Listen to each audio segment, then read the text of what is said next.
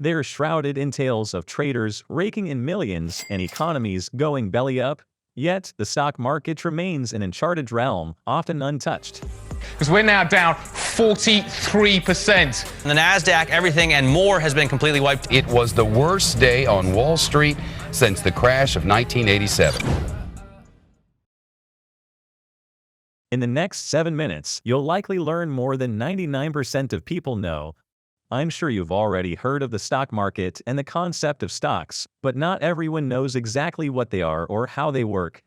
In this video, we'll cover the basics of the stock market and stocks, from what they are to how they're traded and why people still associate great risks with investing in stocks. So stay tuned.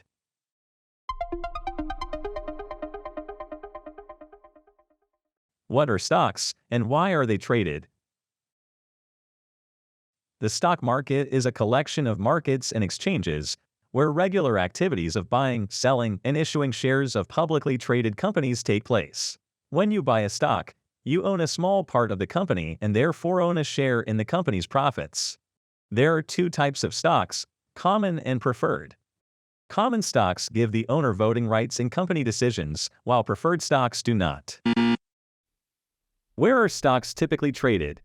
Stocks are bought and sold on stock exchanges.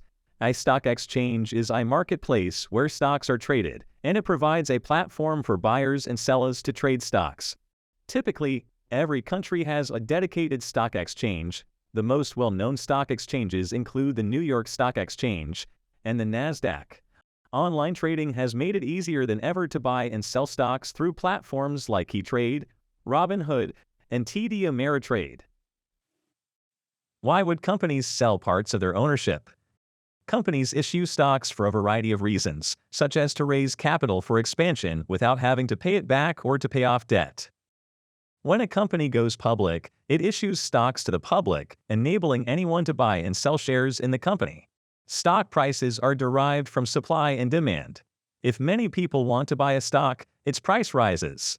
If many want to sell, a stock's price falls. The price of a stock can fluctuate depending on various factors such as the company's financial performance, market trends, and world events. Now to the most important question: how can you earn money investing in stocks? When you own a stock, you can earn money in two ways: through capital gains and dividends. Capital gains occur when you buy a stock and wait for its price to rise before selling. Dividends are voluntary payments made by a company to its shareholders, typically paid out quarterly as a share of the company's profits. It's important to note that investing in stocks carries risk, and there is no guarantee that you will make money. However, if you invest in a variety of stocks and hold them for a longer period, historically, stocks have always provided higher returns than other types of investments, such as bonds or savings accounts.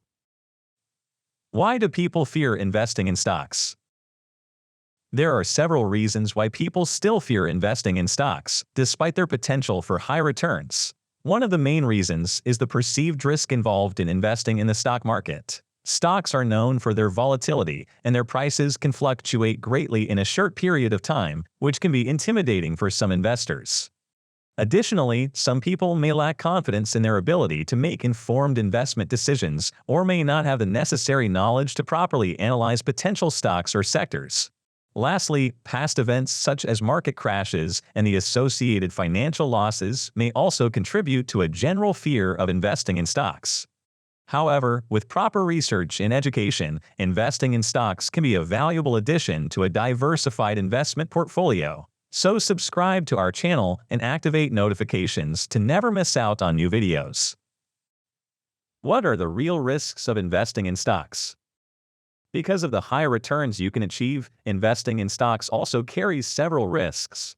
Whole sectors can carry risks which are heavily influenced by the economic conditions of a country, such as unemployment rates and high inflation, or by world events. Additionally, investing in individual stocks carries the risk of company-specific events, such as management changes, legal troubles, or that the company you're holding stocks might lose their edge to the market, which can have a significant impact on their stock price. Can you minimize your risks related to stock investments? The stock market can be a volatile and unpredictable place, and especially investing in just a handful of stocks always carries some level of risk. However, there are steps you can take to minimize those company-specific risks. One important strategy is diversification, which involves investing in a variety of stocks across different industries, sectors, or even countries. You can do so by investing in an index fund or ETF, which track the performance of a large variety of companies. For example, the S&P 500 tracks the performance of the 500 biggest companies in the US. However, investing in an index like the S&P 500 that tracks just one country has a high risk if your country's economy struggles because of high inflation or unemployment. On the other hand, ETFs like the MSCI World or the FTSE All World invest in companies all around the world. If you're interested in investing in ETFs or funds, check out our video in the upper right corner and in the video description. This helps to spread out your risk and can help protect you from losses if one particular sector or industry experiences a downturn. Another key way to minimize risk is to invest for the long term. Short-term fluctuations in the stock market can be stressful and unpredictable, but over the long term, the stock market tends to have a positive overall trend. By investing for the long term, you can ride out short-term volatility and increase your chances of achieving positive returns over time. Finally, it's important to do thorough research on the companies you are considering investing in. Look at their financial statements, management team, and industry trends to get a sense of their overall health and prospects for growth. This can help you identify companies with strong potential and avoid those that may be too risky or unstable. Great websites for these purposes are Finviz and MacroTrends, both of which are linked in the description down below. Of course, there's more to stock exchanges and trading, but this video should have given you a good introduction to the stock market. If you're still eager to learn more about how you can invest into your future, check out the other videos on our channel. See you next time, stay sharp.